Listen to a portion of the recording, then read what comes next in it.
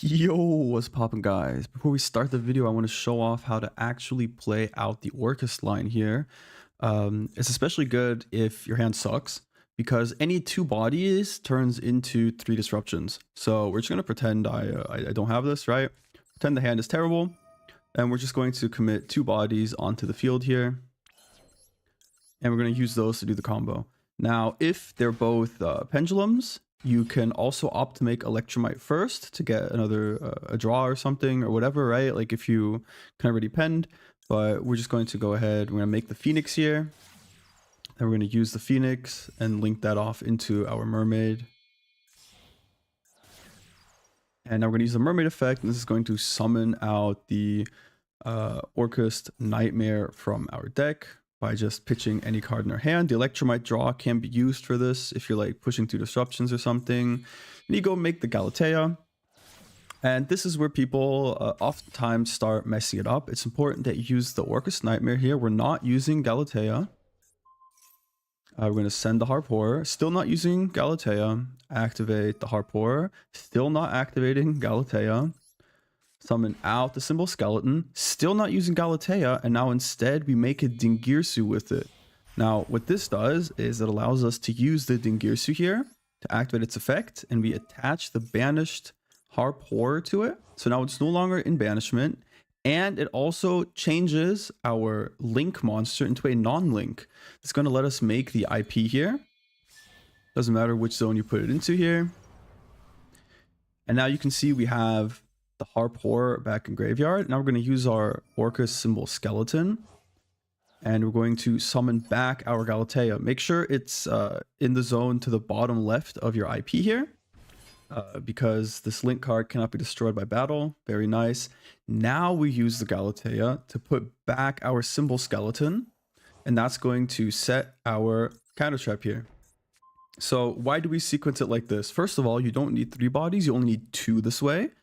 To still end on the IP plus the counter trap. Remember, IP goes into SP, which is 2 disruptions, and then we also have the counter trap. You have to use this before you link off the Galatea though, because it's only live while you control an Orcust link monster.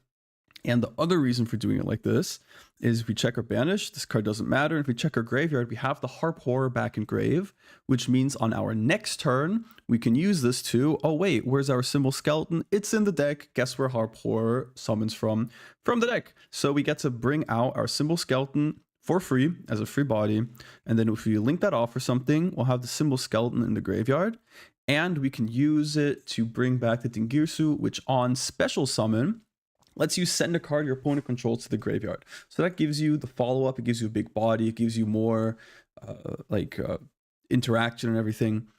And it's important that you sequence it this way just to have like the optimal boards. All right, now let's get into some nice combos. Alrighty, for our first duel, we're going to be going up against everybody's favorite deck, Tenpai, and our hand is cracked. We have Cerberus plus Chronograph. This is so good. This gives us a bunch of just free advantage. We get an early monster to get out for free, except we get rolled. So that kind of sucks. Normally, you would have the Chronograph and the Jackal King on board. You'd still have your normal summon up. You can scale any penned or activate the Providence here to get the negate live and everything. But we're going to go for Electromite here because I'm smelling another disruption. He's going to imperm this. Very unfortunate. And now this line plays completely under Droll. We don't care about Droll in this line, where we go for our Orcust stuff here. So we're going to go ahead and pitch the Symbol Skeleton. Kind of sucks, I guess. And they're going to Bystial it. Now this is actually very nice, because this improves our line, funnily enough. Otherwise, we wouldn't have been able to bring out the Symbol Skeleton here, right? So now we get to go into Galatea. Remember, we used our normal summon already. And now we're going to Nightmare here for the Harp Horror. And now we can actually just put this back to set a crescendo. We're going to do this early now. And now Harp Horror gets to summon it out. We're going to Dingirsu. We're going to send this away. Because our follow-up play is kind of ruined anyways, and he can just beat over our IP, which would not be good because that eats our disruption, right? And then he can just like play the battle phase or whatever, I don't know, right? So we're gonna make this here. And during the end phase, he's not going to be able to add his Tenpai card because he's under Duel himself here. So it's 3 cards into 3 disruptions, and we played through 3 hand traps to get here. Kinda crazy, you know? Alright, the last replay, we showed off playing through 3 disruptions.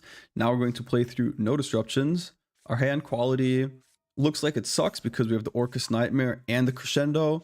But I mean, we have Wakaushi and Zefra, so like it can't be that bad, right? So we're just gonna go ahead, do the super heavy line here, go through the motions a bit, and yeah, we're gonna set up that early negate here. Like, I don't know what they're playing yet. They have the Labyrinth sleeves, but it could just be a bait. I mean, it is Labyrinth. Spoiler, I guess. And here we're gonna make the Boral Savage for the negate here. Grab another Wakaushi just for follow-up. And normally you would use these 2 bodies to make Gallant Granite to search for the Zefrath, but we already have it, so we're just going to IP.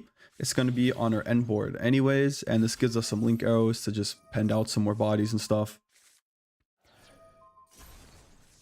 Go for some more bodies here. It's going to make an Apo here, and we're also going to use the Foolish Burial here to send the Destrudo. And we're doing that so we can have the material for the IP to go into the SP before having to commit to our Crescendo. So something like this is more or less the normal end board you're going for. Normally you do like the Orcust line before getting to the IP and stuff. But essentially something like this is going to be your board, where you have an Omni off the Boral, you have 2 off the Apo, you have the IP, plus the 2 counter traps here. We're just going to go ahead and hope we hit something good here with the SP. IDP, honestly not bad. Especially because we're playing the Orca stuff here. Now we're going to use this for no reason at all, except to see if we can maybe bait something out. Going to negate this because this does permanently have our life points. Of course, we have to negate the Daruma here. And I'm just going to dodge this. Yeah, he has some more disruption, but this just guarantees more follow-up. Their grind really sucks, and we get to clear this with the Dingirsu. They do have the barrier, and they have to call it on Xyz, or they just lose it, I guess. Or they just lose the other card. So we just get to go into Beyond and pinch a bunch of guys. They're going to be on 2 cars. We still have an Omni. We have Ash against Lab. And if they have any monsters, we still have the Appa. We'll have a big access code, and they just die next turn anyways. Alright, here we're going to have a slightly more scuffed hand, because we're going to get ashed on the Cerberus here. Kind of awkward. You always hate seeing it get stuck in your hand here, or in your pen zone here. So we're definitely going to be going for an Orcust line here, but we're going to start off with some really scuffed super heavy stuff. It's good enough though, I guess, kind of. We don't get to use the, what's the guy called, Soul Peacemaker, to clear our Scarecrow, which can't be used at link material ever, not just to turn it with summoned, like Elf, or what's that new one, the Silhouette Rabbit, right? I'm gonna go Gallant Granite. That's gonna grab us another counter trap here because we get to get the Zefrath. Now, unfortunately, since our low scale is a 4, we only get to pen summon 1. But here again, the Nightmare Phoenix into the Mermaid, getting us access to the Orcust line here. Thankfully, it's going to give us some more disruption that we can use to interact with our opponent. 9 Pillars also unfortunately dead here because we couldn't afford to keep the Zefranu on field since you can't link off the Scarecrow. So IP here real quick. And unfortunately, we also don't have the battle protection on this. So I'm summoning it in a way where it will point to their EMZ. So at least if they summon something in there, I'll get some battle protection. Set 3 counter traps, only 2 of them are live. You stay tuned for the next video. I'll have one where I actually access all 3 counter traps and get to 10 disruptions that way. So make sure you like, comment, and subscribe here. Alright, here, and for our final replay, we're going to be playing against Horus Ice Barrier for some reason. I don't know. Honestly, I don't ask, don't tell. And we have this awkward situation again with the Wakaushi and the Dragon Shrine. Normally, we would at least get to send Destrudo, but it's in our hand already, which is kind of awkward. But, yeah, we're going to get Ash on the Soul Piercer here, which is fine because we can bring it back. We still have a normal summon. And we can still bring out the Destrudo, but we're just going to go ahead and pitch this here, right? and it gets Bystialed right off the bat. So that's pretty unfortunate. We're just gonna tribute someone over it to get the search for the motorbike. I think maybe I should have tribute summoned over the Scarecrow, to be honest, and then just gone for Orcust combo. I think that would have been better.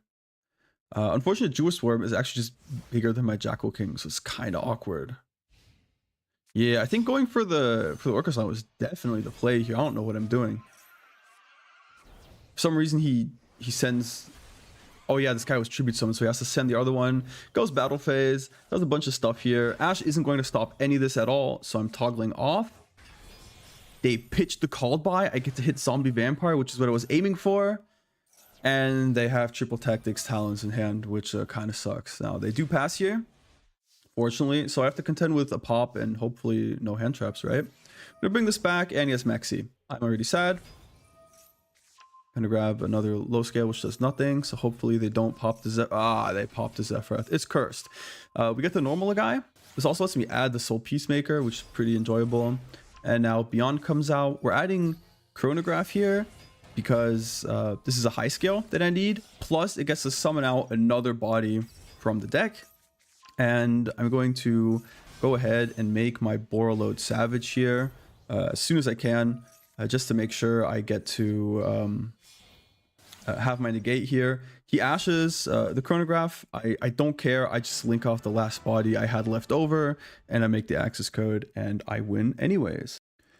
Alrighty, and here's the deck list I was running. I've changed it up a little bit since then, but you'll get to see that in the next video. So make sure you stay tuned. Alright, see you guys.